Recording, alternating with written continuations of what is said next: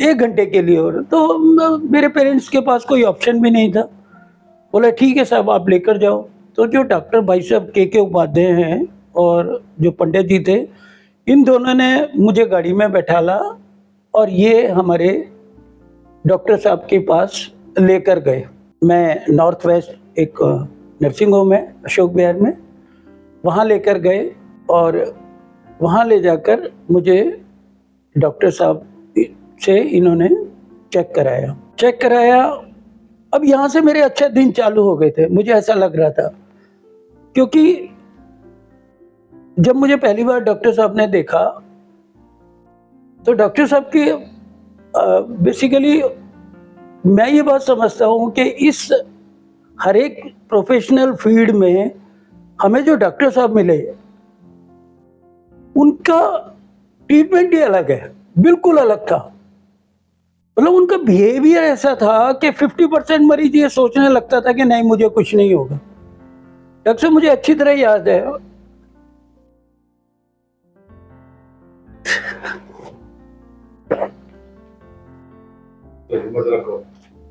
क्या बता रहे थे? कुछ मैं बता रहा था। मैं ही बताऊंगा आज। डॉक्टर साहब ने देखते ही बोला, सुन संजय सुन, देख सबको मरना है, तू भी मरेगा, मैं भी मरूंगा, पूनम भी मरेगी, लेकिन जब तक जीवन है ना अच्छे से जीना है, ठीक है? तो मेरी वाइफ ने पूछा कि डॉक्टर साहब कुछ उम्मीद है? क्योंकि हम लोग जहां भी जाते थे ना हमारी उम्मीद नहीं थी।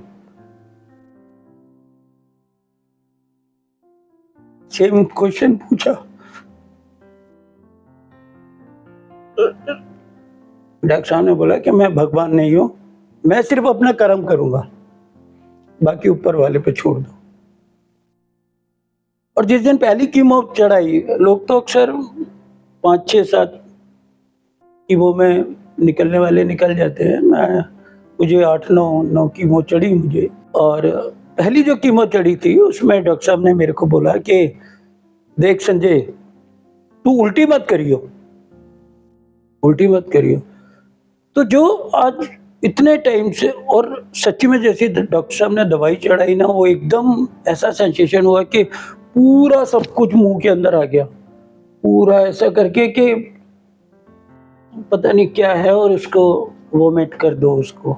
लेकिन मैं पी गया भाई, मैंने उल्टी नहीं करी, पिया मैं उसको। वहां से दिन अच्छे चालू हुए और मेरा इलाज चालू हुआ। ये बात सही है जो अभी डॉक्टर साहब ने कहा, मैं भागता था, ये हकीकत है कि मैं भागता था। मतलब ऐसा डॉक्टर आपको, वो बहुत किस्मत वाले होते हैं बॉस। डॉक्टर साहब मुझे फोन करके अपने पेशेंट को बुलाते हैं कि सुन, मतलब हम नहीं आ रहे हैं, मैं नहीं, एक बारी अगर मैं ठीक हो गया तो मुझे लगता था भाई अब मुझे उस जगह नहीं जाना है, मुझे उस जगह ही नहीं जाना है। क्योंकि जब कीमो चढ़ती थी ना, ये सारे बाल, मेरी दोनों आंखें, मेरे दांत, मैंने बहुत फेस किया, तो मुझे बहुत डर लगता था, मैं भागता था। लेकिन डॉक्टर साहब बोले नहीं, मैं जा रहा हूँ कहीं, फोन आ गया तो फोन, डॉक्टर साहब का नाम देखते ही ना ऐसा लगता था मर गए भाई, फोन आ गया। बोला भाई अच्छा, मना भी नहीं कर सकते, मतलब आप अपने ऐसे डॉक्टर को आप कैसे बोल सकते हो भाई मैं इलाज नहीं करा रहा? जिसने तुम्हें खड़ा कर दिया, आप उसको थोड़ी ना बोल सकते हो भाई कि मैं नहीं करा रहा इलाज। वहीं से गाड़ी मोड़ ली वापिस, बोला जाना है भाई। तो ऐसे जाके करवाते थे, कीमो चढ़ती थी हमारे। और डॉक्टर साहब का भी ये रोल था। इवन मतलब मैं ऐसा समझता हूँ कि अगर कोई डॉक्टर इस तरीके से बिहेवियर करता है अपने पेशेंट के साथ, क्योंकि आज तक मैंने कोई ऐसा डॉक्टर नहीं देखा, रियली बोल रहा हूँ, यहाँ पे कोई भी बिल्कुल रियल इंटरव्यू हो रहा है, रियल बातचीत हो रही है। मैंने अपनी लाइफ में, मैं बेसिकली मैं प्रोफेशनली इंजीनियर हूँ, ट्रांसमिशन लाइन में इंजीनियर हूँ मैं। और मैंने कभी ऐसा डॉक्टर नहीं देखा जो मेरे को बोलते हैं कि संजय बात सुन, आपको भी याद होगा संजय तू अपना सीटी स्कैन करा भी, लेकिन मैं नहीं कराना चाहता हूँ क्योंकि मुझे पता है पुरानी मशीन है, कभी भी खुलेगी तो कोई ना कोई प्रॉब्लम आएगी और ये फिर कह देंगे चल लेट।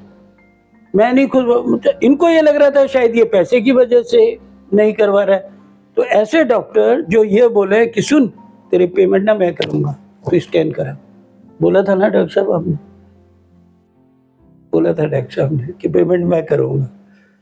वहाँ से जीवन बिल्कुल पलट गया, वहाँ से जीवन बिल्कुल पलट गया। आज की डेट में भी मैं अपने RWA का पिछले 9-10 सालों से अपनी सोसाइटी का प्रेसिडेंट हूँ और मेरा मेन मकसद सोशल समाज है। मेरा अब ज़्यादा पैसों के चक्कर में नहीं पड़ता। मेरा एक बेटा है, बहुत कनाडा में है, वो बहुत अच्छी ज़िंदगी चल रही है। आज भी अगर कोई पेशेंट मुझे मिल जाए तो जितना मैं भटका, मुझे ऐसा लगता है कि इसको पकड़ के ना सीधी राह दिखा दे।